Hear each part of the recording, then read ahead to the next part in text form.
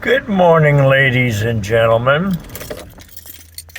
November Charlie 4 X-ray Lima, NC4XL. Let me introduce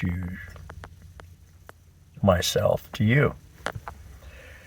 I titled this video, What I Need to Do a POTA Activation. First of all, there's no written Bible that says you need this, that, or more, or any less. It's what you choose and how you feel comfortable. I'm just going to give you some simple suggestions with some reasoning behind them to assist you. Whatever decision you make is on you.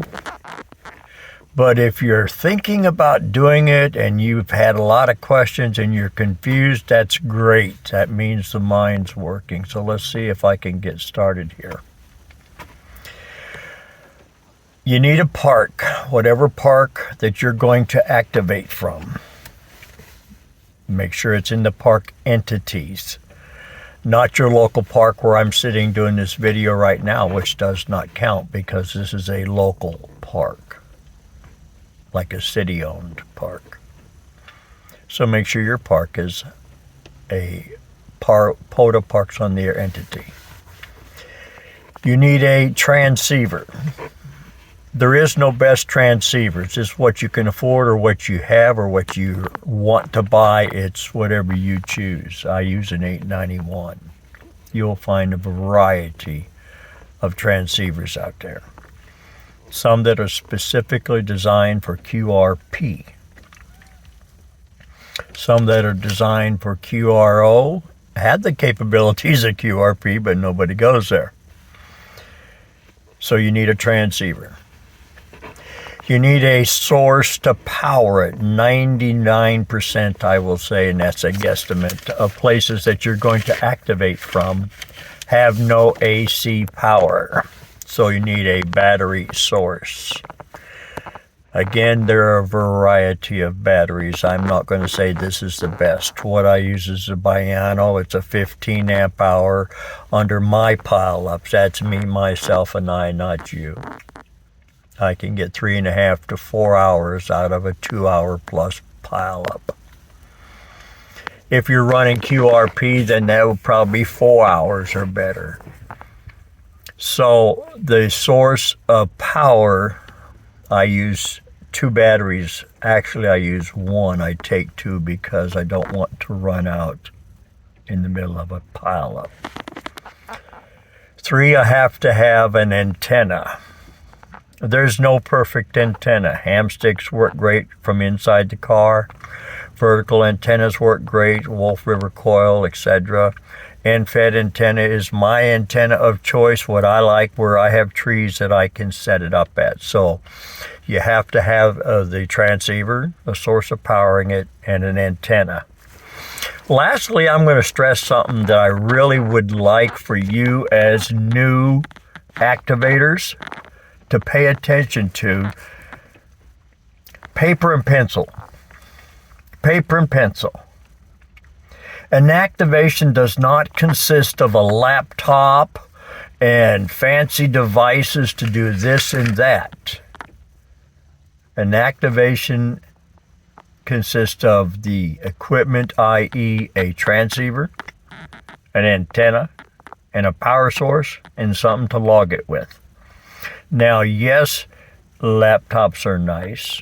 Yes, devices are nice. Some people want to type it in so they can see the name. I don't get excited looking at names, nor am I worried about calling somebody by one name when really they go by a different name. And I say that because I don't want you thinking that that's another piece of equipment that you got to go out and accumulate. You don't have to. Okay, how do I log it then? Well, you log it on paper. You go home in a nice controlled, temperature-controlled, bathroom-controlled, food-controlled environment where you can take your time and properly log it in your logging software, whatever you use. I use N3FJP. Many of the Parks on the Air personnel are utilizing N3FJP software, whether they are hunting or whether they are activating. You use what you want. There's other programs that I'm not familiar with, nor have I heard good things about, but I'm not going to bash anybody. I'm not here for that. But if you log it on paper and you spill your coffee on it, you still, after it dries, should be able to read your log. If you're logging on a device, whether it's a cell phone or a laptop, and a couple things happen. You spill coffee on it, you pretty much shot your opportunities. And or the battery dies, it overheats on you and locks up. And now you have frustration trying to figure out your device and not paying attention to your activation. So you get flustered and you cop an attitude. You will. You'll cop an attitude in a heartbeat because something broke down. Those are just lemons that we have to make lemonade out of. So again, my suggestion for new people at first, get the butterflies out of your stomach, get the activation experience listening to pile-ups in a couple different ways. Now, if you're logging on paper, take a list, spread them out, tell people, spread them out, tell people you're new. They're already going to know it, but the point is, they're going to work with you a little bit easier than if you're somebody seasoned like me, because everybody knows me, and they're going to run like the devil. Well, I run my operation different, and all of us activators are different. If you want to slow your pile-ups down, what you do is go QRP. Turn your power down to 10 watts or 5 watts. If you have a QRO radio, turn it down to 10 watts or 5 watts. Another method for you to get some experience in activating without spotting, and here listen real close. Go to your park, get your setup set up. Go to the spotting page, and hopefully you're in a park where you have internet access so you can monitor the spotting page, and you go chase park to parks. Okay, working your park to parks, you still send your login. It's not on the spotting page. It's okay. It's not on the spotting page. You're working them. If you spot yourself, and you want to slow the pile up down, then go QRP. If you don't mind, you want to try the 50 watts or 100 watts, then put there and get ready for a ride, because it's going to happen. The Parks on the Air hunters are growing every day.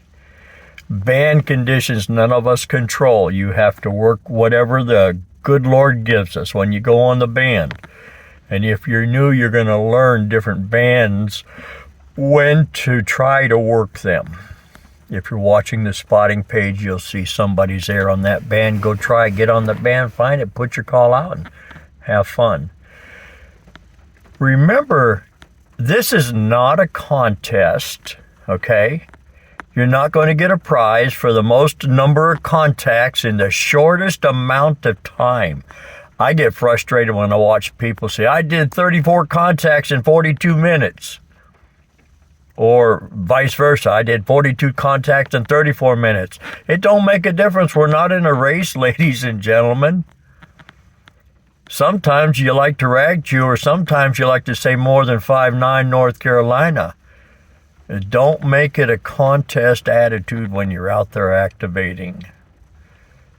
That's the hard part, because all of us are, in the past, if we've had any experience in amateur radio, are train-brained.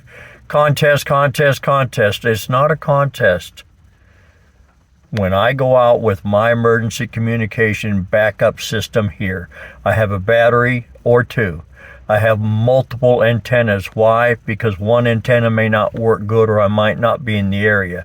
I am fortunate. I have multiple radios. Not everybody's like me, so don't try to be me. Be yourself. But prepare yourself to be able to set your system up in whatever areas around you and whatever type of antennas you have. And you need to stretch your battery out, cut the power in half. That's what I'm trying to share with you. Go out and enjoy what you're doing. If you do 10 contacts, that's the minimum. If you do 12 contacts, you got it covered in case you fat finger somebody in a call sign. It's not a race. You're not trying to be better than Joe or Sam or Mary or anybody else. Just enjoy yourself. If you want to do CW, the secret is don't zero beat the station. Go plus or minus to the sides of it so that you have a little bit different tone. Because you get 10, 15 people all zero beating somebody on CW, and it's just like a cluster on sideband when you got 100 people running 1,000 watts or 500 watts all beating each other up. That's why when I go out there, if any of you followed my activations, I do it my way. I take a list, I spread it out, I paper log, and can you do it? Yeah, I just did 450 some contacts paper log. Mike and I did 400 some contacts on paper log, handing the mic back and forth, so don't share that it can't be done. It's what you choose to do or what you practice at doing. Mike and I have been running for 20 plus years together, so we know each other's body language and or hearing abilities. Activating is not as scary as it sounds, because the first thing that you really need to do up here is remember it's your activation. You get tired, you're done. That's fine. Just tell people, folks, hey, I've got to go. Okay. Spot yourself as QRT if you have the spotting page. If you want to go out and get 15 contacts and that's it on each band or each activation, that's excellent. That's your decision. That's what you want to do. This is ham radio for you, not for everybody else. Paper, pencil, write it down, go home, put it in your logging program. I use N3FJP. Excellent. I get everything I want out of it for the monies. Okay. And it's then fun. A lot of times you can write notes on the side of a piece of paper, but you can't put notes pretty much on a logging device and stuff like that. So much of my complaining, I want you to have fun. I don't want you to worry about it. Again, I'll go back. It's not a race.